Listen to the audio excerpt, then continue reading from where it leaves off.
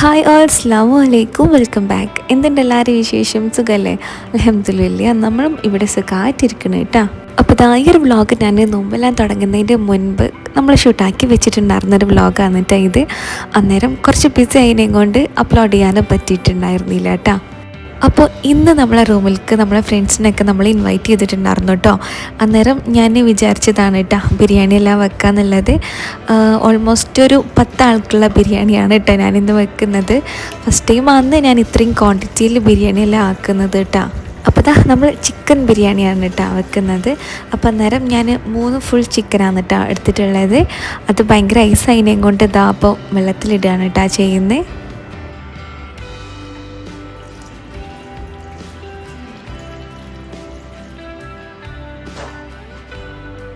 ഇനിയിപ്പോൾ നെക്സ്റ്റ് ഞാൻ ഉള്ളിയെല്ലാം ഒന്ന് കട്ട് ചെയ്ത് ക്ലീനാക്കി എടുക്കുന്നുണ്ട് കേട്ടോ.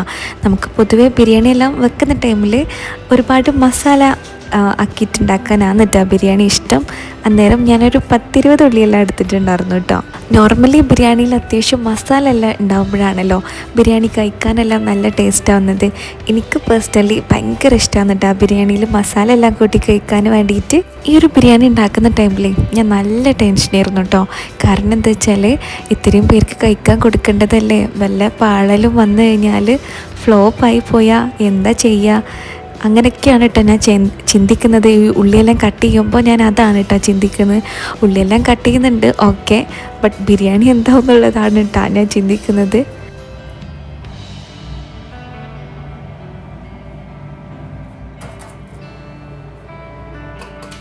തക്കാളിയെല്ലാം ഞാൻ അത്യാവശ്യം നല്ല ക്വാണ്ടിറ്റി എടുത്തിട്ടുണ്ടായിരുന്നു കേട്ടോ.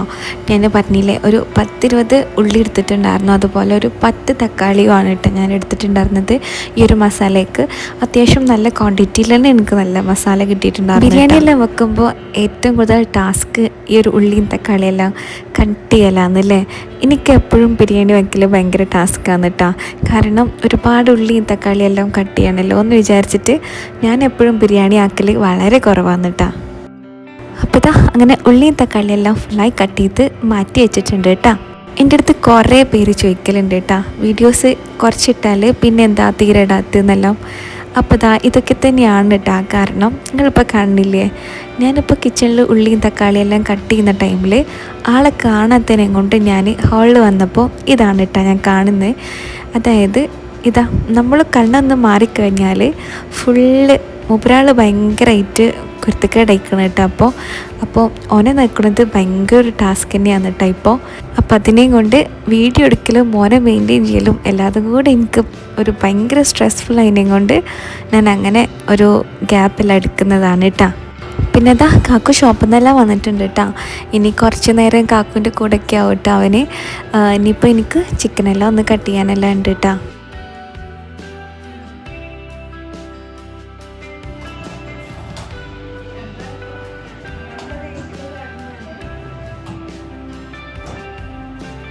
ഇന്നിപ്പോൾ ചിക്കനെല്ലാം കട്ട് ചെയ്ത് തന്നത് കാക്കു വന്നിട്ടാ. കാരണം ഇന്ന് കുറച്ചധികം ചിക്കനെല്ലാം കട്ട് ചെയ്യാനുണ്ടതിനെയും കൊണ്ട് എന്തായാലും ഞാൻ കട്ട് ചെയ്ത് അത്ര ക്ലീൻ ആയിട്ട് വരലില്ല കേട്ടോ. അപ്പോൾ ഇന്ന് കാക്കു വന്നിട്ടാ ക്ലീൻ ആക്കി തന്നെ.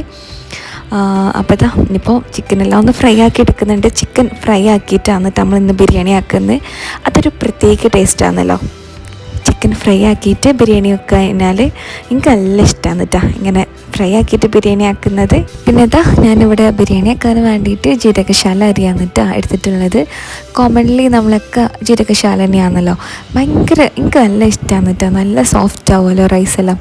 ബട്ട് ഒരു കാര്യം പ്രത്യേകം ശ്രദ്ധിക്കണം, ഓവർ കുക്കഡ് ആവണത് പെട്ടെന്നാണ് കേട്ടോ ഓവർ കുക്കഡായി പോകുന്നത്. വെക്കുന്നതും തിളക്കുന്നതും ഒരുപോലെ പെട്ടെന്നാവും കേട്ടോ.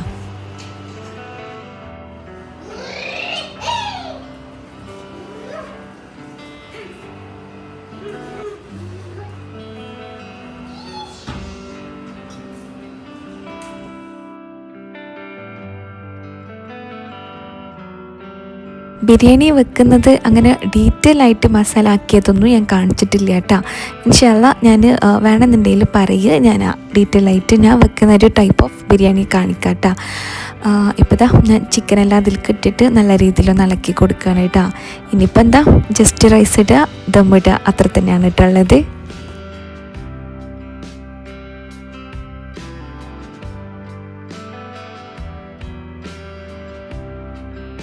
അപ്പോൾ എല്ലാവരും എത്തിയിട്ടുണ്ട് കേട്ടോ. ഇനിയിപ്പോൾ ഫുഡ് കഴിക്കുക, അത് കഴിഞ്ഞാൽ പെട്ടെന്ന് ഫുഡ് കഴിക്കലെല്ലാം കഴിയൂട്ടാ. അത് കഴിഞ്ഞാൽ പിന്നെ നമ്മളെല്ലാവരും കൂടിയിരുന്ന് ഒരുപാട് സംസാരിക്കൂട്ടാ. നല്ല രസമാണ് കേട്ടോ. അങ്ങനെ ആകുമ്പോൾ സോഫയെല്ലാം കൂട്ടിയിട്ട് നമ്മൾ ഒരുപാട് സംസാരിക്കും. ഓരോരുത്തരുടെ ലൈഫിലുണ്ടായ ഓരോ കാര്യങ്ങൾ, അല്ലെങ്കിൽ പാസ്റ്റ് ലൈഫത്തെ ഓരോ കാര്യങ്ങൾ, ലവ് അഫെയർ, അങ്ങനെ എല്ലാ കാര്യങ്ങളും നമ്മളിങ്ങനെ പറയൂട്ടാ. ഭയങ്കര രസമാണ് കേട്ടോ ആ സംസാരമെല്ലാം കേൾക്കാൻ. എല്ലാവരതും ഓരോരുത്തരുടെ ലൈഫും ഓരോരുത്തരതും ഡിഫറെൻ്റ് ആകുമ്പോൾ നമുക്കെല്ലാം കേട്ടിരിക്കാനും ഇഷ്ടമാണ് കേട്ടോ. ഇവിടെ ഇങ്ങനെയാണ് കേട്ടോ. നമ്മളെല്ലാം രാത്രി ഇവർ ഷോപ്പെല്ലാം ക്ലോസ് ചെയ്ത് 1 മണിക്കാണ് കേട്ടോ ആ റൂമിലെല്ലാം എത്തുക. എന്നിട്ടിതാ നമ്മൾ രാവിലെ 5 മണി 6 മണിയെല്ലാം ആയിട്ടാണ് കേട്ടോ റൂമിലേക്കെല്ലാം പോവാറുള്ളത്.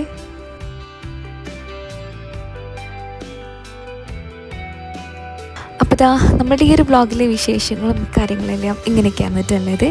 അപ്പോൾ വീഡിയോ കണ്ട് ഇഷ്ടമാവുകയാണെങ്കിൽ എന്തായാലും ലൈക്ക് ചെയ്യാം കേട്ടോ. ഇൻഷാ അല്ലാഹ് നെക്സ്റ്റ് വേറെ നല്ലൊരു വീഡിയോ ആയിട്ട് വരുന്നുണ്ട്. അപ്പോൾ ഓക്കെ, ബൈ, അസ്സലാമു അലൈക്കും.